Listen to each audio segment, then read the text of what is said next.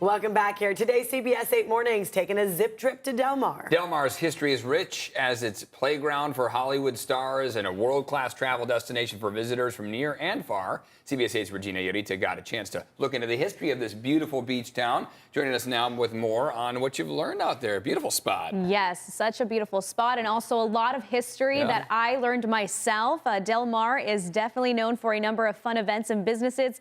Its coastline is a big attraction for many tourists. In fact, back in the early 1900s, dozens of Hollywood stars visited Del Mar every summer. But if you're wondering how Del Mar gained so much attention, well, I talked to Del Mar's Historical Society about it. Here's a peek into the city's history.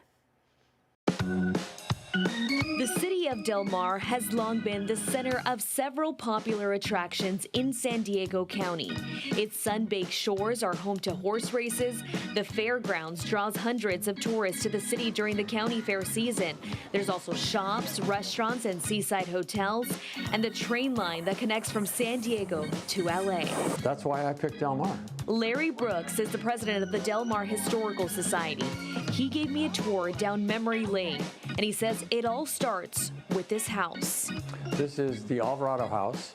It was the first house sold by Jacob Taylor, who was the founder of Del Mar in 1885 on 10th Street in Del Mar. The Alvarado House is now tucked away inside the fairgrounds. It preserves only part of Del Mar's history.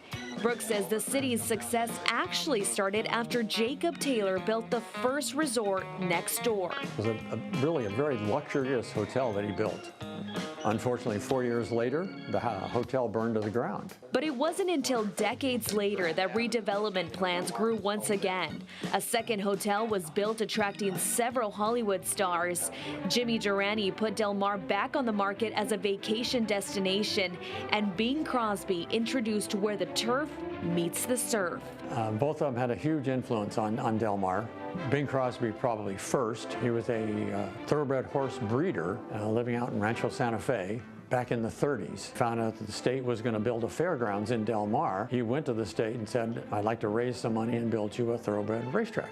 Today, their names are remembered throughout the city because of their support and involvement with Del Mar. So Jimmy Durante and Desi Arnaz got together, had this big fundraiser, and raised all the money to help the city buy the park, or we wouldn't have had Seagrove Park. So that's just an example of how both of them really got involved in the city. We then had the boulevard named for Jimmy Durante. The number of tourists who vacation here, plus the booming businesses, only proves the legacy that Del Mar was destined to have all along. But Brooks says Del Mar's history is shared very little. The Alvarado House has stayed in Del Mar since 1885. It's here at the fairgrounds, but it's only open during the fair. So Brooks is trying to figure out another location so the public could actually visit this house more than 3 weeks out of the year. The rest of the year it's locked up. You know, half time we can't even get to it, let alone use it for anything. So it'd be nice to put it back in Del Mar. He's hoping the city can work with him to find a place where the house can continue to stand, all to share why Del Mar is one of San Diego's top destinations to visit. Regina Yorita, CBS 8. Fascinating, right? Yes. Look back at that. That's really cool. And the Del Mar City Council appointed a new mayor this year. His name is Dave Drucker. CBS 8's Evan Ronnie standing by with the mayor to talk all about the main priorities of the city of Del Mar there. Evan. There are a lot of priorities. Good morning to you, Ned and Eric. Yes, we are here with Dave Drucker, the mayor of Del Mar. You have been in Del Mar for quite a while. You've seen it grow, but you say you still kind of see the Del Mar that you moved here with, right, when you walk around? Absolutely. Not much has changed in terms of some of the houses are bigger.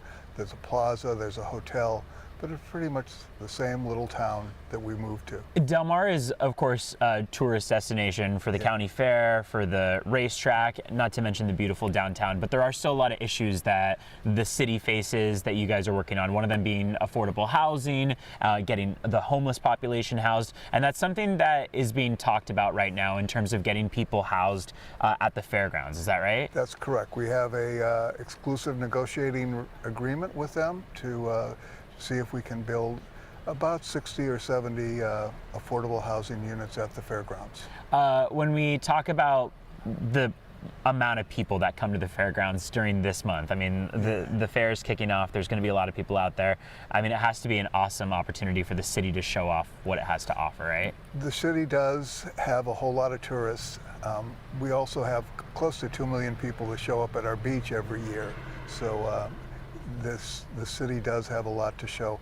And you know, the race season is probably the bigger showcase for us because people come in, stay, they eat, they shop. I thought it was so amazing that the permanent population here is just about 3,900 people. Yes.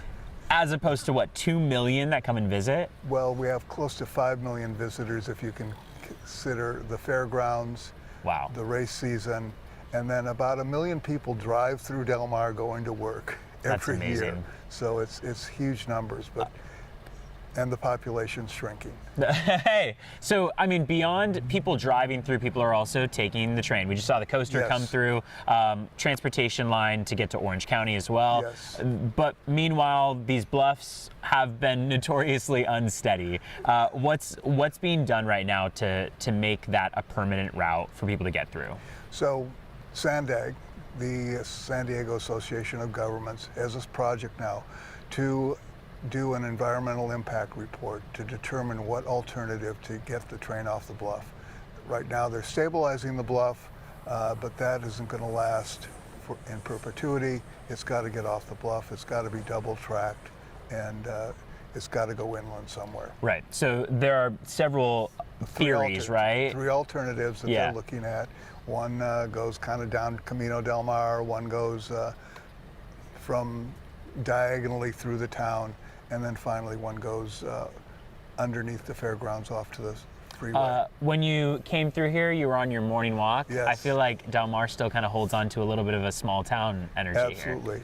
You know a whole lot of people in town. It's sometimes tough to walk through town as they have all sorts of ideas about what should be happening in the city, and it's nice though. It's a small town. People know each other, and it's a fabulous place to live. Do you have a favorite place for people who haven't come and visited yet? A spot that you say, everyone has to go, maybe a restaurant? Well, normally the restaurant we usually end up is at Pacifica. Okay, great And, place. Obviously, the beaches. Yes, right behind us, right? Exactly.